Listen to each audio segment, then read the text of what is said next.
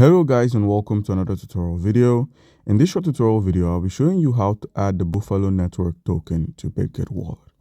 Now, if you're looking to add this token to the Bitget wallet, simply open up your browser using the link in the description of the video. Once there, copy the contract address as seen on the Binance Smart Chain. Once you've copied its contract address, minimize and then open up your Bitget wallet. With the Bitget wallet opened up, you're at the home screen. So simply head over to the wallet at the bottom right corner of the screen. So once there, scroll through and you'd find your assets, the tokens menu, where we have this plus icon here. Click on the plus, and then you're asked to search for a token name or a contract.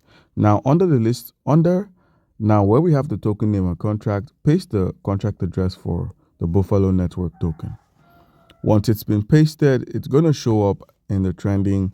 If it doesn't show up as a trending token, you could click the plus icon to manually add.